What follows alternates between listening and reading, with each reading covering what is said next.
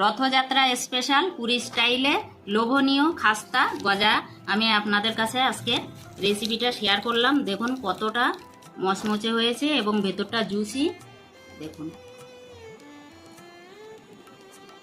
আমি এখানে 2 কাপ ময়দা নেব।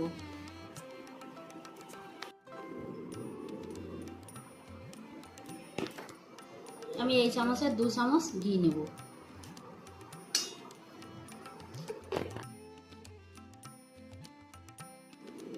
দেব সামান্য একটু নুন। ঘি আর ময়দাটা আমি খুব ভালো করে মেখে নেব। দেখুন আবার এরকম চাপ দিলে ভেঙে যাবে, সুন্দর ময়াম হয়েছে। এবার আমি অল্প অল্প করে নর্মাল জল দেব। অল্প অল্প করে জল দিয়ে মেখে আমি একটা শক্ত ডো বানিয়ে নেব।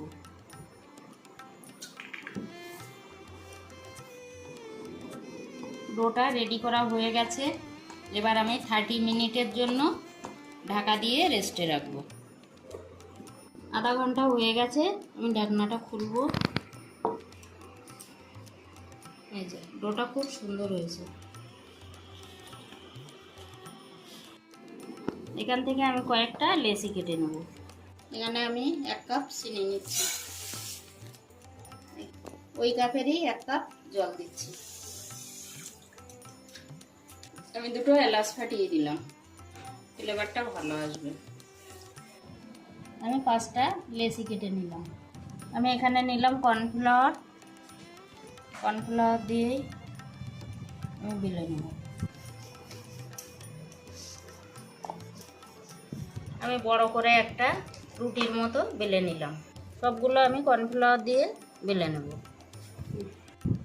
এখানে আমি একটু সাদা তেল নিয়েছি আর 1 চামচ ময়দা দিয়ে একটা ঘোল বানিয়ে নেব।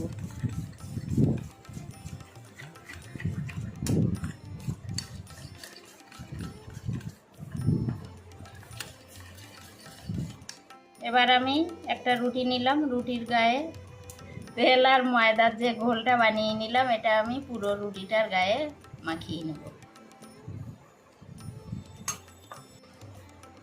কর্নফ্লাওয়ার চামচ দিয়ে আবার একটু কর্নফ্লাওয়ার লাগিয়ে নেব। এটার উপরে আমি আর একটা রুটি দিয়ে দেব।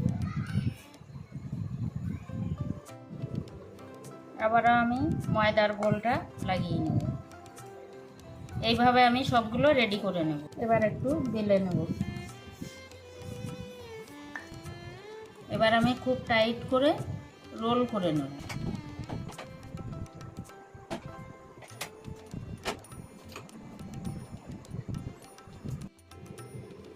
আমি এই সাইড দিয়ে একটু কেটে বাদ দিয়ে দেব।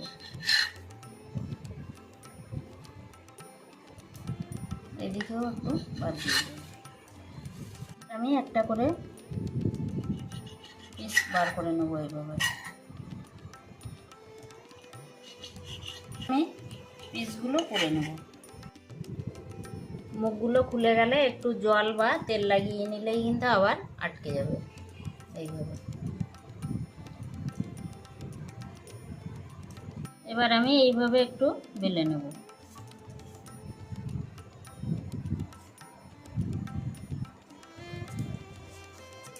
এইভাবে প্রত্যেকটা আমি বেলে নেব। এবার আমি একটু লেবুর রস দিয়ে দেব, তাহলে রসটা বেশ পাতলা মতো থাকবে। মিষ্টির রসটা কিন্তু হয়ে গেছে। দেখুন সবগুলো কিন্তু বেলে নিয়েছি। গজাটা ভাজার জন্য এবার আমি দিয়ে দেব পরিমাণ মতো সাদা তেল। তেলটা লো হিটে আছে এবং হালকা গরম অবস্থায় কিন্তু গজাগুলো দিতে হবে, সিঙ্গাড়া ভাজার মতো। একটু তেল ছিটিয়ে ছিটিয়ে দেব।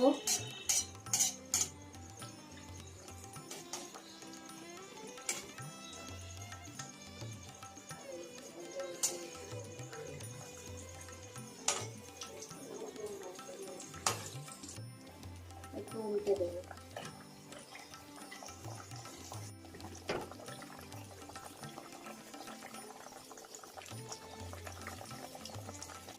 অনেকক্ষণ ধরে আমি ভাজা করে নেব, তাহলে ভেতর অবধি ভাজা হবে আর মুসমুসে হবে।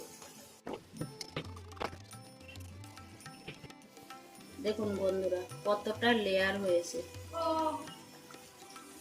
একটু তেল ছিটিয়ে ছিটিয়ে দেবো, তাহলে ভিতরে অবধি বেশ সুন্দর ভাজা হবে। আমি একদম লাল করে ভেজে তুলে নেব। এবার আমি গজাগুলো তুলে নিচ্ছি। এইভাবে সব গজাগুলো আমি ভেজে নেব।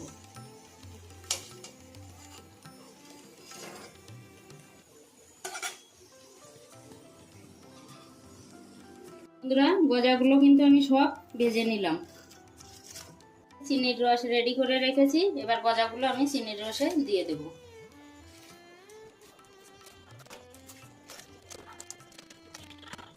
গজাগুলো সব রসের মধ্যে দিয়ে আমি রেডি করে নিলাম। এবার আমি সার্ভ করে দেখাবো। বন্ধুরা আমার ভিডিওটা আপনাদের যদি ভালো লেগে থাকে অবশ্যই একটা লাইক, কমেন্ট, শেয়ার করে আমার পাশে থাকবেন। আর আমার চ্যানেলের নতুন বন্ধু হলে একটা সাবস্ক্রাইব করার অনুরোধ রইল। পুরাতন বন্ধুদের অসংখ্য ধন্যবাদ।